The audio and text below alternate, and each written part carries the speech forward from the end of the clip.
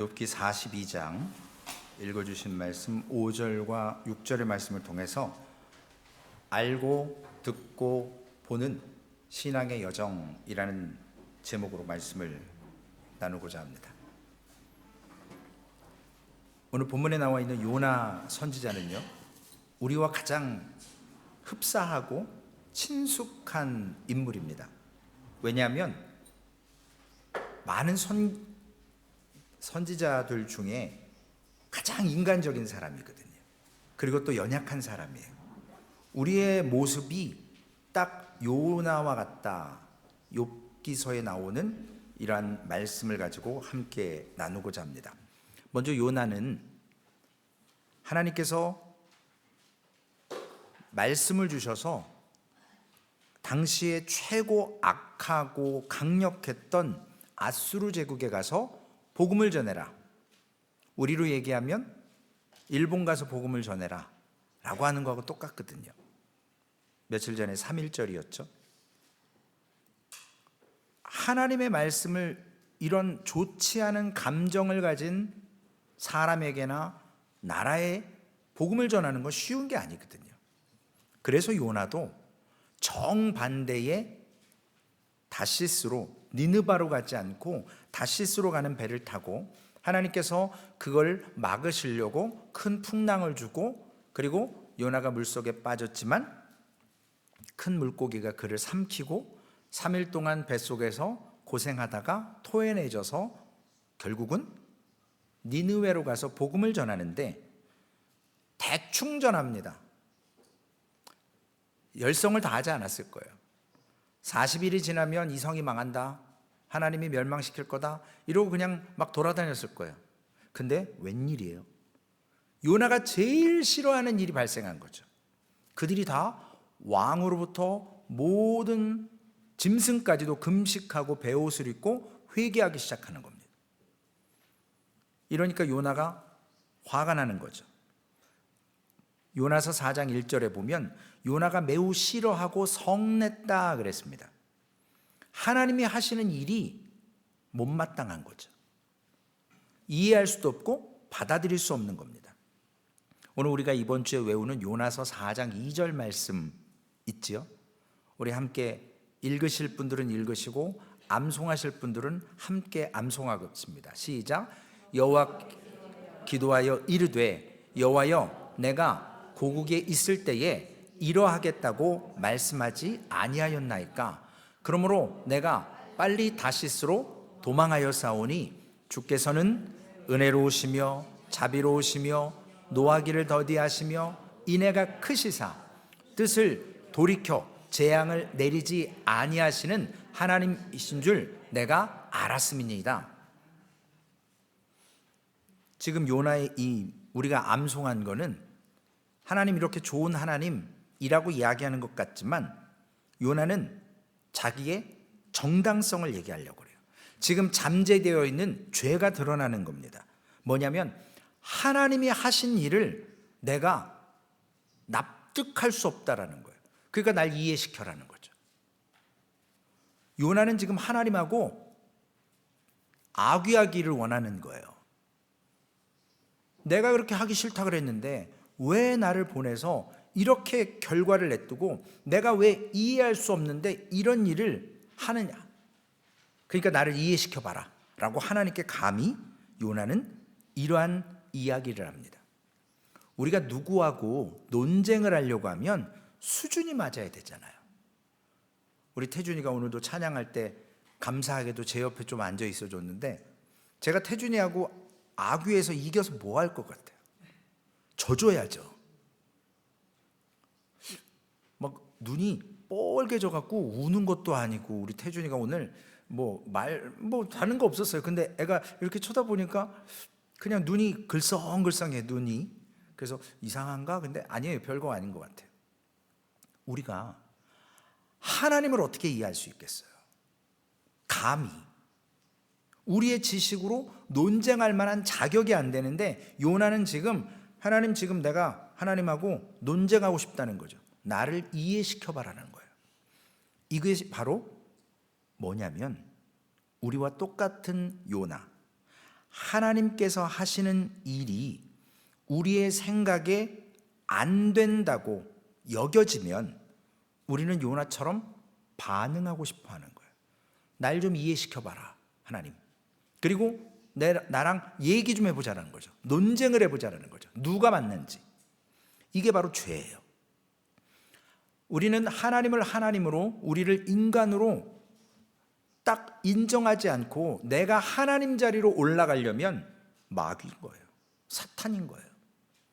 이게 바로 죄입니다. 오늘 요나는 요나뿐만 아니라 우리도 이러한 태도를 소유하고 있을 수도 있습니다. 저도 예전에 그런 적이 있었어요.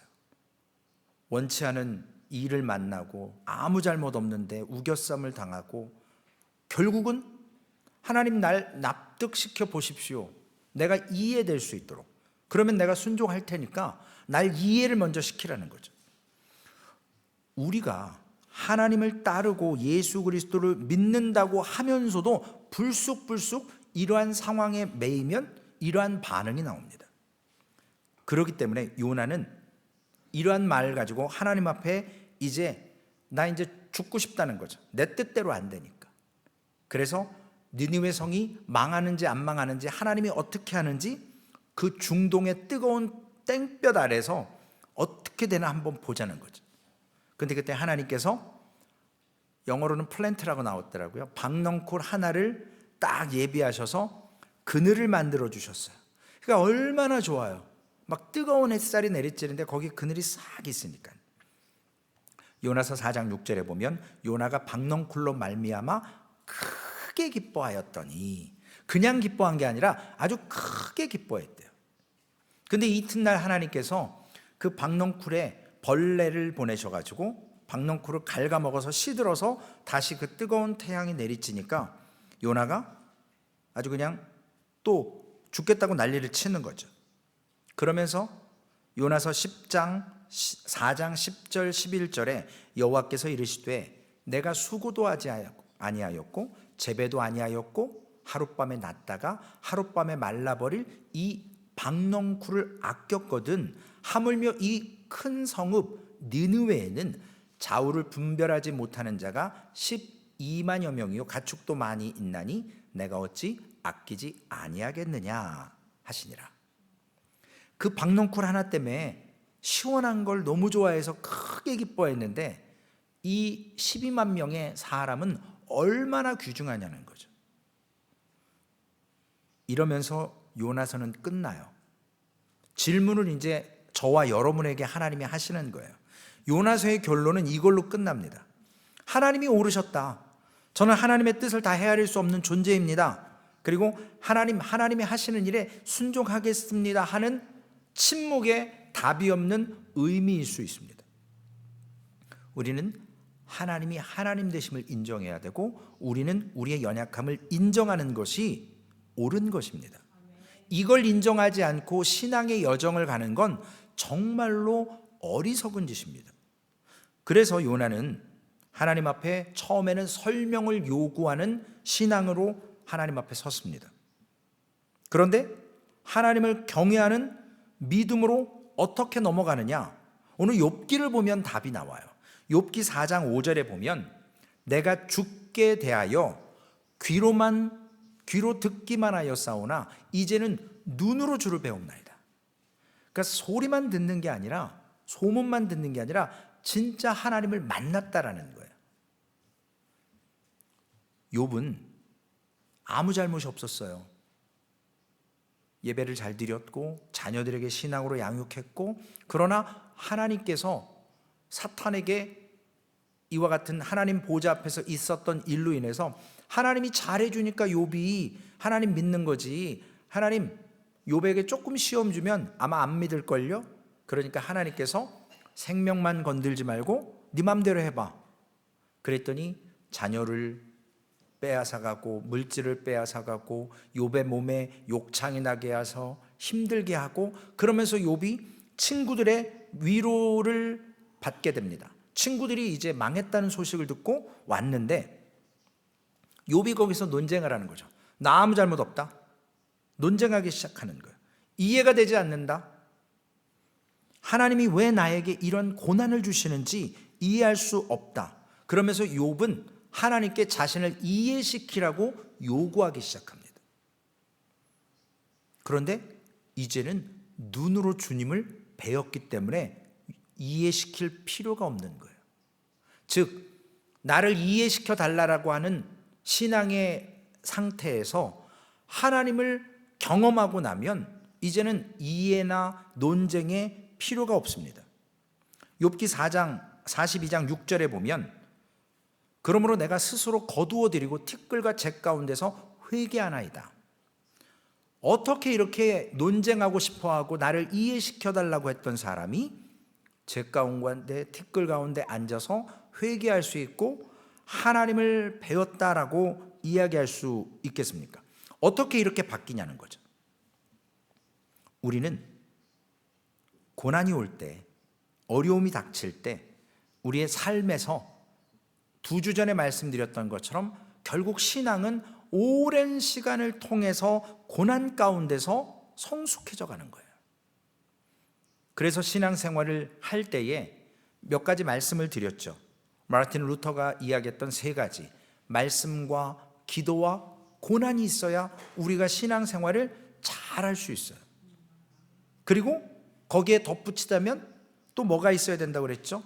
교회라는 공동체에서 서로 아웅바둥하고 막 악유하는 게 아니라 연약한 자를 돌봐주고 서로 먼저 경험한 자가 이제 경험하는 자들을 위로하며 힘을 주고 함께 말씀을 붙들고 일어서는 공동체가 필요하고 시간이 필요하다는 거예요. 하루아침에 되어지지 않습니다. 이러한 변화는 시간 속에서 함께하는 고난을 통해서, 그러므로 우리가 이제는 하나님께 나를 납득시키고 이해시켜 주옵소서라는 기도가 아니라 하나님을 바라보는, 그리고 죄 가운데서 회개하는 믿음이 되려면 오늘 먼저 알아야 됩니다. 그리고 그전에는 들었지만 이제는 보는 신앙으로 신앙의 여정이 이루어져 가야 된다는 겁니다. 어제도 잠깐 말씀을 나눴지만 아브라함이 어땠습니까? 25년 동안 아들을 주겠다, 그 기다림의 시간 속에 인간적인 방법으로 이스마엘을 낳고, 그전에는 아들 없어도 좋습니다, 내 종 엘리에셀이 되면 됩니다, 상속자로, 이렇게 얘기했던 근데 그가 100세에 얻은 아들을 하나님이 번제로 드리라고 했을 때 창세기 22장 12절에 내가 내 아들 독자까지도 내게 아끼지 아니하였으니 이제는 내가 하나님을 경외하는 줄을 아노라. 25년 동안 논쟁하고 실수하고 씨름했던 그 세월 덕분에 이제는 100세에 얻은 아들을 드리라고 하지만 하나님께서 어제 말씀처럼 부활시킬 걸 믿기 때문에 그런 믿음을 소유한 아브라함은 하나님의 말씀에 얼토당토하는 것 같지만 순종한다는 거예요. 그런 믿음이 없으면 이해시켜달라고 하고 논쟁하려고 하고 나를 납득시켜보라고 하나님께 따졌을 거예요. 그러나 아브라함은 그러지 않았습니다. 모세는 어떤가요? 모세는 40년 동안 이스라엘 백성들을 잘 인도했다가 마지막 때에 가나안 땅에 못 들어가잖아요. 그 땅만 바라봅니다. 한 번의 실수로 하나님의 영광을 드러내지 않고 자기의 성에 못 이겨서 분노에 의해서 자기가 하는 것처럼 지팡이로 반석을 내리쳤어요. 사람들은 모세를 위대하게 봤겠죠. 그러나 하나님 편에서는 아니라는 거죠. 그러나 그도 더 이상 가나안 땅에 들어가는 것 요구하지 말라라고 했을 때 모세 역시도 당연히 하나님이 자기를 하나님의 사람으로, 하나님의 경외한 믿음으로 데려가는 삶을 허락하셨기 때문에 순종하는 거예요. 바울은 어떠냐고요? 바울은 사단의 사자, 육체의 가시라고 하는 몸에 질병이 있었습니다. 여러 학자들이 안질이다, 간질이다, 여러 가지 얘기하지만 성경은 노코멘트. 그러나 그는 자신의 질병은 낫지 않고 자신에게서 나가는 손수건이나 많은 사람들은 다 나서요. 그럼에도 불구하고 내 은혜가 내게 족하도다, 이는 내 능력이 약한 데서 온전하여짐이라 라는 말씀으로 평생 평생 자기의 육체의 가시를 짊어지고 살면서도 그는 감사함으로 삽니다. 그래서 고린도후서 12장 9절에 도리어 크게 기뻐함으로 나의 여러 약한 것들에 대하여 자랑하리니 이는 그리스도의 능력이 내게 머물게 하려 함이라. 자신의 문제는 해결이 안 돼요. 약해요. 그런데 그걸 통해서 하나님의 능력, 그리스도의 능력이 머물러지고 드러나지는 것이 오히려 더 설명을 요구하는 믿음, 이해시키라고 하는 믿음이 아니라 하나님을 경외하고 하나님을 사랑하는 자리로 인도해 줬다라는 거예요. 제가 예화를 잘 안 들지만 예화를 하나 들겠습니다.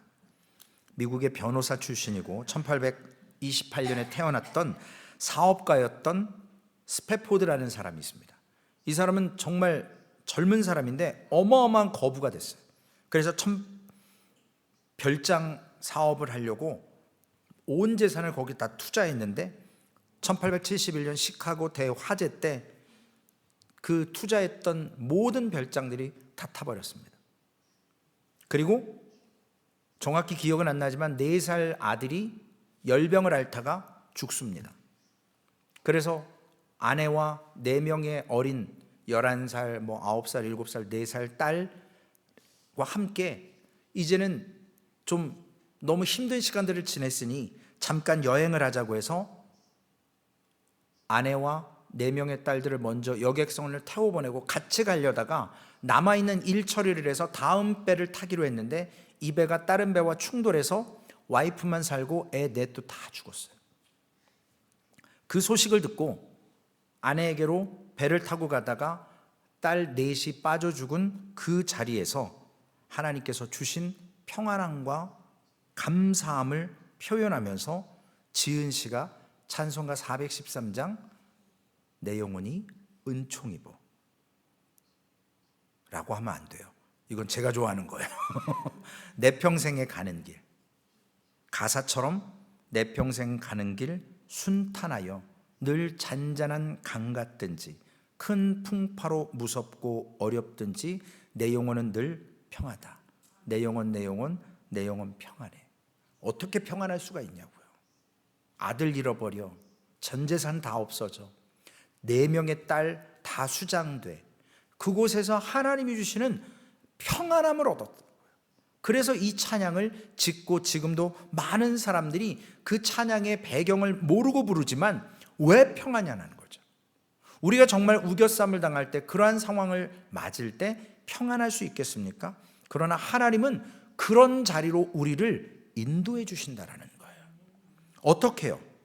첫 번째는 어제와 비슷합니다. 우리가 죄를 아는 만큼 하나님의 은혜도 알아야 돼요. 죄가 얼마나 무서운 건지, 이게 파급 효과가 얼마나 큰지, 공동체에 얼마나 나쁜 영향력을 주는지 그거를 분명히 깨달아 알아야 돼요. 그래서 저 알고 설교의 제목처럼 죄를 알아야 돼요. 그리고 하나님을 알아야 됩니다. 왜냐? 이 죄를 해결할 방법은 아무도 없어요. 이 땅에 오직 예수 그리스도의 보혈의 피로만 가능합니다. 우리가 구원받는 것은 죄로부터의 구원이에요.